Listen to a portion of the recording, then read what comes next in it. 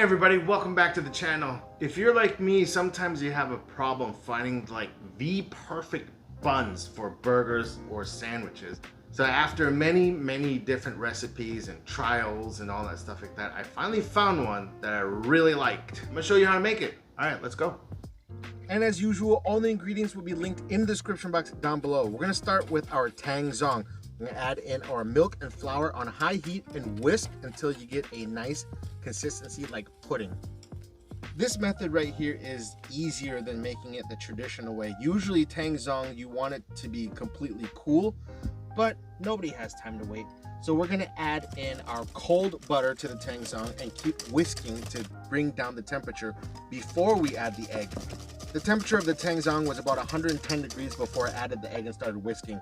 Now, once the butter and egg is incorporated, add all the ingredients to the stand mixer bowl. Then we're going to switch to our dough hook attachment. Start on low to combine all the ingredients, and once a dough starts to form, turn this up to medium speed. You're gonna whisk this for about 10 to 15 minutes or until you get a really nice, soft, smooth dough.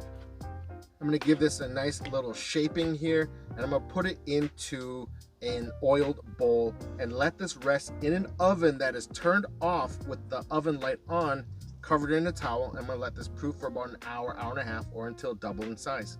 Once your dough is nice and proofed, I'm gonna weigh this and get the total dough weight. So we're about 800 grams. So that's gonna give us 10 dough balls around 80 grams a piece.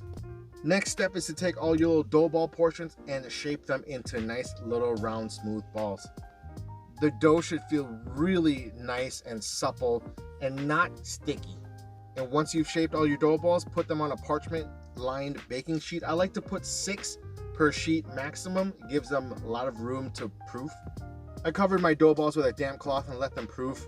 And then once they're done proofing, I'm gonna hit them with an egg wash, which is just 1 egg yolk with about 3 tablespoons of whole milk. And I'm gonna hit this with sesame seeds and into a 350-degree oven. They go for about 25 to 30 minutes until you get a nice golden brown bun.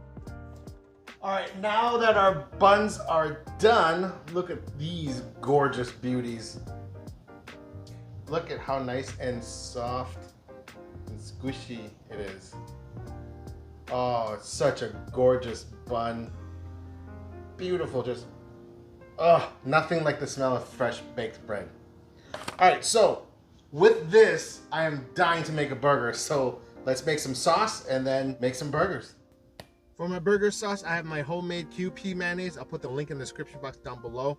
Some yellow mustard, a tablespoon of dill relish, and a tablespoon of sweet relish. I'm gonna hit this with about a teaspoon of paprika, a little bit of apple cider vinegar, garlic powder, and give this a nice mix until everything is completely combined. This is the secret burger sauce. Now let's split one of our freshly baked buns. As you can see, we have a nice soft crumb.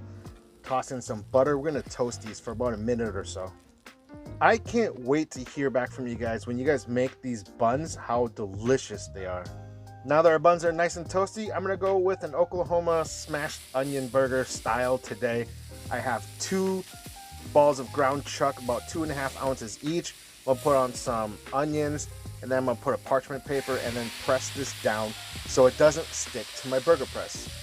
After about 10 seconds or so of solid pressing, time to peel off the parchment paper. I'm gonna add a little bit more raw onion to it, and it's time to flip the burger. You should have a really nice crust formed. When making smash burgers, I like to add black pepper at the very end because I don't want it to burn. And then the only cheese for cheeseburgers is American cheese. You can fight me on that. It's got the best meltability without breaking, and you know what? Save your expensive cheese for your cheese board.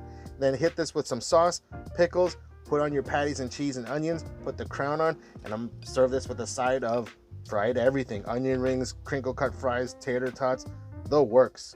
It's awesome how we went from that to this. Oh man, it's time to eat. This is a gorgeous burger. I can't wait to bite into it. All right, look at this. Look at this bun. Seems like it's really tall and seems like it's has a lot of bread, but there's so much air in it. Look at that. It comes right back. All right, this is dripping. All right, here we go.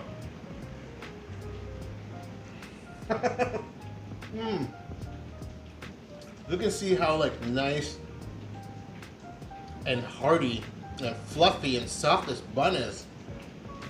Look, you squish it, comes right back. Oh man, this burger bun is the perfect burger bun.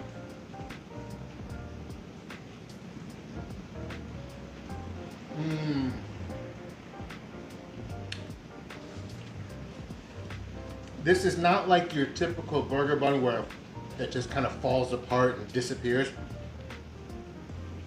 This has a nice chew to it, which complements the burger in a very, drippy, cheesy way. Look at this, guys. Do yourself a favor, make this recipe, you'll never buy hamburger buns again.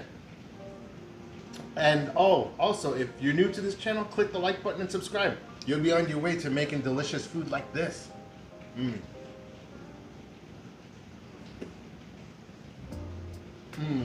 And the burger bun is sturdy.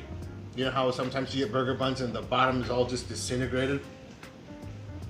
No way. Not this one. Alright guys, one more bite.